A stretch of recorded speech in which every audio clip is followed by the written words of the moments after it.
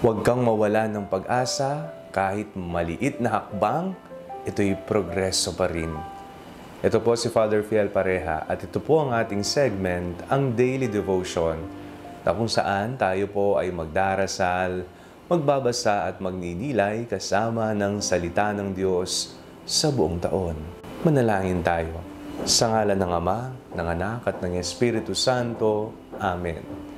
Halina, banal na Espiritu, liwanagan mo ang aming puso at isip, nang maunawaan at may sa buhay namin ang iyong salita. Amen. Our Bible passage for today is from the Gospel of St. Mark chapter 4, verses 30 to 32, and I read it for you. He also said, "With what can we compare the kingdom of God, or what parable will we use for it? It is like a mustard seed, which when sown upon the ground is the smallest of all the seeds on earth. Yet when it is sown, it grows up and becomes the greatest of all shrubs, and puts forth large branches so that the birds of the air can make nests in its shade." Minsan po nawawalan po tayo ng pag-asa o kaya naman po ay nalulungkot tayo sapagkat hindi po natin nami-meet ang ating mga goals sa buhay. Nariyan na ang ating mga plano na umasenso sa buhay, magkaroon ng mga savings, ng sariling bahay, o kaya naman po ay makagraduate, magtapos ng may medalya. Pero nakikita natin minsan na para bang walang nangyayari o kaya na may kakarampot lamang ang ating nararating sa buhay.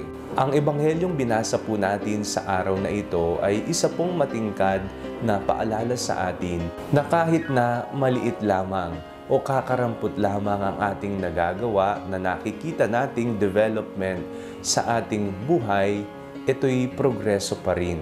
At tayo po, kagaya ng isang butil ng mustasa, ay yayabong na magagawa nitong maging ang mga ibon dahil napakalaki na at napakatayog na ng mga sanga ay maaring manirahan dito. Hindi man po natin nakikita ang pag-unlad sa buhay natin ngayon o kaya naman po'y kakarampot lamang ang ating nararating kahit ginagawa na natin ang lahat sa buhay, anuman ang ating plano, anuman ang ating mga goals sa buhay, basta tayo ay magsumikap, little by little, ito'y progreso pa rin. At kailangan tayong magdiwang sapagkat mayroon tayong nakikitang pagbabago, accomplishments, panalo sa ating buhay. Manalangin tayo. Panginoong Jesucristo, patatagin niyo po kami sa mga panahon na kami po ay nawawalan na ng pag-asa at pasuko na kami. Amen. Sa ngalan ng Ama, ng Anak, at ng Espiritu Santo. Amen. Huwag po ninyong kalimutang i-like ang video ito. Mag-comment po kayo and share it with your family and friends. Ang Panalangin Bago Matulog ay may sariling Facebook page na po. Huwag niyo pong kakalimutang mag-like at mag-follow dito, and do not forget to subscribe to our YouTube channel.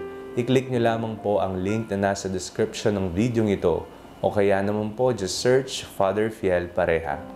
God bless you po.